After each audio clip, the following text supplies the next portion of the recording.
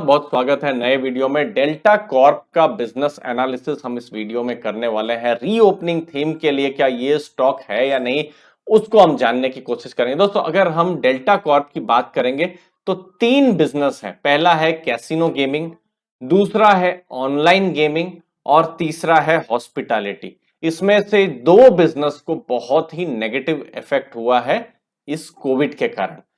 सबसे पहले casino gaming, जहां पर गोवा और सिक्किम में, भारत में अगर हम बात करें, वहां पर उनके कैसीनोज है, जैसे डेल्टिन रॉयल है, डेल्टिन गोवा है, फिर किंग कैसीनो गोवा है, फिर डेल्टिन स्वीट्स कैसीनो है गोवा में, फिर सिक्किम में है डेल्टिन डेंजोंग है सिक्किम में, और इंडिया से बाहर मतलब काठमांडू नेपाल में डेल्टिन कैसीनो इंटरनेशनल है।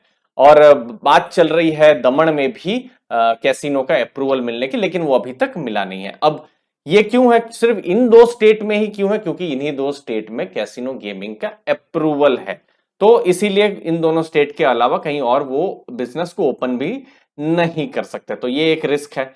दूसरा है बिजनेस ऑनलाइन गेमिंग, जिसको इस पेंडेमिक में इस बिजनेस को एक पॉजिटिव इफेक्ट हुआ है। ये पॉजिटिव हो गया है क्योंकि ज्यादा से ज्यादा लोग ऑनलाइन आए। मैं इसके बारे में डिटेल में बताऊंगा भी। ऑनलाइन आए, ऑनलाइन आके उन्होंने जो भी है अपना जो भी गेमिंग का काम शुरू किया स्किल बेस्ड, तो वो एक एडवांटेज रहा। तीसरा बिजनेस है हॉस्पिटैलिटी का, मतलब होटल्स का जो बिजनेस है। तो 5 स्टार होटल है दमन में, जैसे डेल्टिन करके नाम है। अगर आप में से कोई दमन या फिर साउथ गुजरात या फिर मुंबई के पास में है तो फिर जरूर बताइए, आप अगर डेल्टिन में गए हैं तो कैसा एक्सपीरियंस रहा है।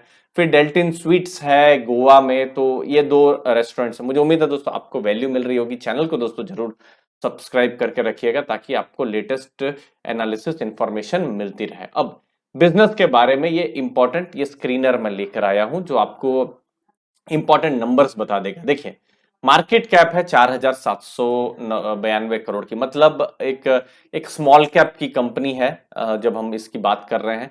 प्राइस है 180 का, और देखिए 52 वीक हाई के पास ही है। तो देखिए बहुत सारे बिजनेसेस को नेगेटिवली इफेक्ट पड़ा है, लेकिन फिर भी स्टॉक गिरे नहीं है। आप इसमें क्लासिक एग्जांपल आईआरसीटीसी का ले सकते हैं। ट्रेन्स बंद थी, बिजनेस नहीं हो रहा था, लेकिन स्टॉक प्राइस गिरा नहीं है। तो मार्केट ने भी इन सब स्टॉक्स को रिकॉग्नाइज किया कि आज नहीं तो कल ये बाउंस बैक करेंगे। तो उन्होंने भी यहाँ पर कहते हैं ना, बहुत ही बुरी बिकवाली नहीं की है। सेम चीज आप फूड में भी देख सकते हैं, चाहे वो बर्गर किंग का जो बिजनेस हो, तो ये सब भी है नेगेटिव ही है, अर्निंग हुई ही नहीं है। बुक वैल्यू ठीक ठाक है, प्राइस टू बुक है, डेट फ्री कंपनी है, ये एक एडवांटेज है। बाकी ROC, ROE, return on capital, return on equity कुछ बहुत अच्छी नहीं है, अच्छा बताने जैसा यहाँ पर है नहीं। तो ओवरऑल अगर आप नंबर्स देखेंगे तो यहाँ पर सेल्स ग्रोथ जो रहा है 5 साल में 2% का रहा है। तो देखिए यहाँ पर एक इंपॉर्टेंट चीज है कि पेंडेमिक के पहले भी ऐसा बिजनेस में बहुत खास ऐसा ग्रोथ हो यहाँ पर देखने को नहीं मिला है। अब ये बहुत इंपॉर्टेंट है इस बिजनेस की सोट एनालिसिस जो हम डेल्टा कॉर्प की कर रहे हैं। स्ट्रेंथ में बात करें, इंडस्ट्री लीडर है। जब भी कैसीनोज की बात होती है गोवा में तो या फिर सिक्किम में, तो यही है। और भारत में भी एक अच्छा खासा ब्रांड है, किसी को भी अगर खेलना है स्किल बेस्ड गेम्स, गोवा दमन में लीडरशिप पोजीशन है। और जैसे जैसे गोवा ओपन होगा टूरिस्ट के लिए तो कहीं ना कहीं फायदा यहाँ पर डेल्टिन को होगा ही, तो ये एक चीज है ही।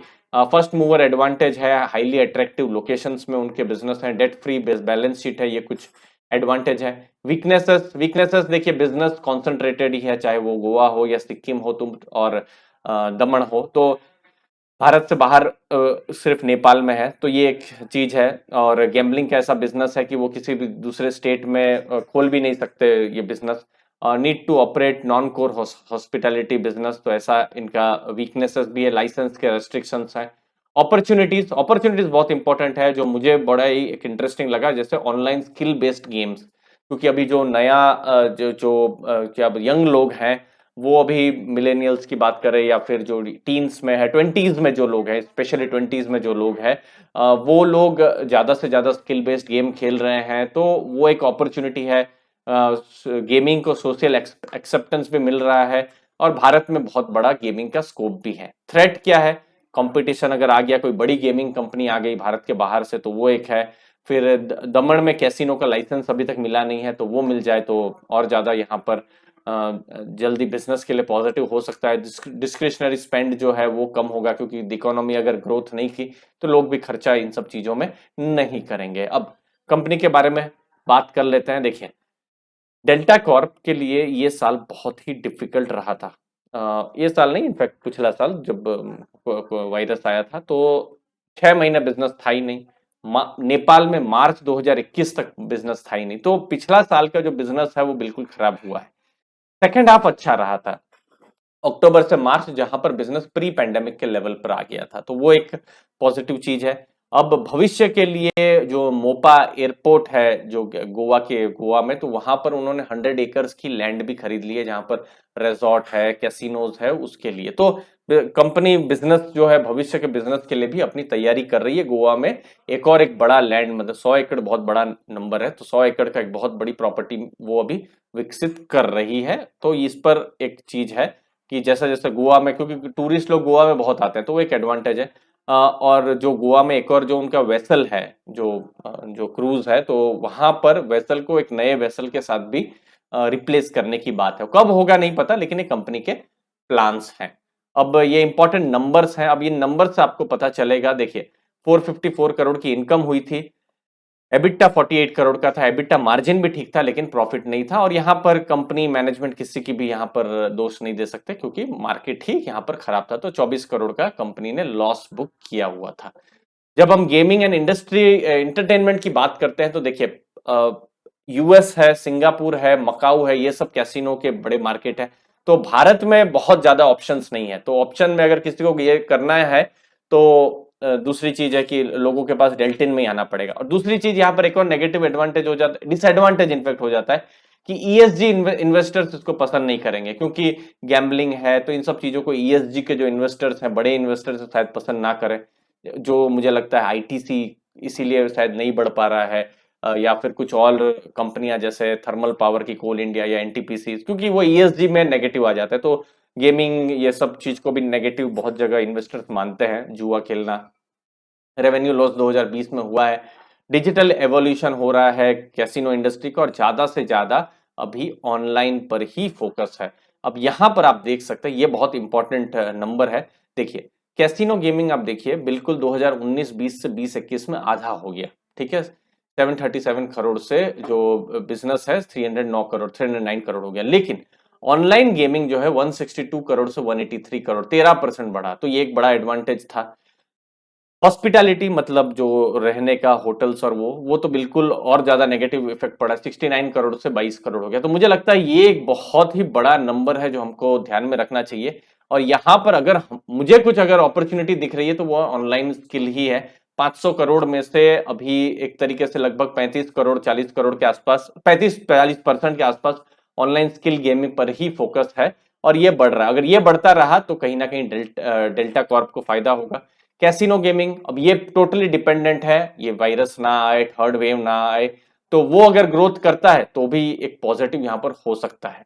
बट फिलहाल अगर एक थोड़ा सा सस्टेनेबल देखे तो कहीं पर नहीं दिख सकता है, एक्सेप्ट ऑनलाइन गेम्स को देख के। तो मुझे लगता है ये तीन जो है सबसे इंपॉर्टेंट नंबर्स हैं जो आपको ध्यान में रखने चाहिए, जहां पर हमको लग रहा है कि बड़ा जो बिजनेस है वो कैसीनो गेमिंग, वो जैसे जैसे पटरी पर आएगा वैसे वैसे डेल्टा कॉर्प को फायदा मिलेगा, और साथ साथ ऑनलाइन स्किल गेमिंग का बिजनेस। तो की ड्राइवर्स जैसे मैंने बताया, कैसीनोस का खुलना, उसके अलावा स्मार्टफोन्स का पेनिट्रेशन ज्यादा होगा, डिजिटल पेमेंट मोड्स, तो उससे क्या फायदा होगा?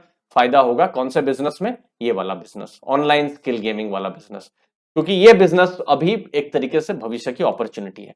इंडियन गेमर्स भी जो है अभी डेवलप कर रहे हैं, एआई है, एआर है, वहां पर भी फोकस ज्यादा से ज्यादा अभी हो रहा है। तो अभी देखिए, जब मैं बिजनेस एनालिसिस कर रहा हूं तो मैं रिस्क को भी देख रहा हूं। तो जो बिल्कुल हाई रिस्क इन्वेस्टर्स हैं वही इसको रेडार में रख सकते हैं। अगर आपको रिस्क टेकर बिजनेस नहीं है, कंसिस्टेंट स्टेबल बिजनेस चाहते हैं, तो फिर शायद ये बिजनेस आपके लिए थोड़ा सा रिस्की रहे, तो इन सब बिजनेस से दूर बिल्कुल रहा जा सकता है। लेकिन अगर आप टर्न अराउंड थीम पर खेल रहे हैं, अगर आप सोच रहे हैं कि कैसीनोज खुलेंगे, लोग ज्यादा से ज्यादा गोवा जाएंगे या सिक्किम जाएंगे टू, मतलब अपना ट्रैवल हॉस्पिटैलिटी एंजॉय करने के लिए, तो यहाँ पर डेल्टा कॉर्प को डायरेक्ट फायदा है। दमन में अगर अप्रूवल आ जाता है तो डायरेक्ट फायदा है। अगर ऑनलाइन स्किल बेस्ड गेम्स जो है तो डायरेक्ट फायदा है। मुझे लगता है और ज्यादा बड़ा अगर ग्रोथ हो तो और अच्छा। ये मोबाइल मार्केट का गेम्स है के ट्रेंड्स है इंपॉर्टेंट, जहां पर बिल्कुल दिख रहा है कि मोबाइल जो है बहुत बड़ा ऑनलाइन में फोकस करने वाला है। 52% मोबाइल गेम्स का यहाँ पर हम देख पा रहे हैं, एक तरीके से मोबाइल गेम्स पर ग्रोथ है। और 52% अभी पूरा हिस्सा है, बाकी 20% जो है पीसीस के द्वारा होता है। तो स्मार्टफोन पेनिट्रेशन होगा, ज्यादा से ज्यादा लोगों के पास इंटरनेट अभी है ही, तो यहाँ पर एडवांटेज रह सकता है डेल्टा कॉर्प या रिलेटेड जो भी कंपनीज हैं उन सब दोस्तों। तो बिजनेस के एनालिसिस की आप भी अपने व्यू जरूर बताइए दोस्तों। अभी भी कंपनी लॉस में है, हम टर्न अराउंड पर यहाँ बैठ करेंगे, तो इसलिए हाई रिस्क इन्वेस्टर्स बिल्कुल यहाँ से बहुत संभल के रहे। बाकी आपके कोई भी डाउट हो जरूर कमेंट सेक्शन में पूछिए। धन्यवाद दोस्तों।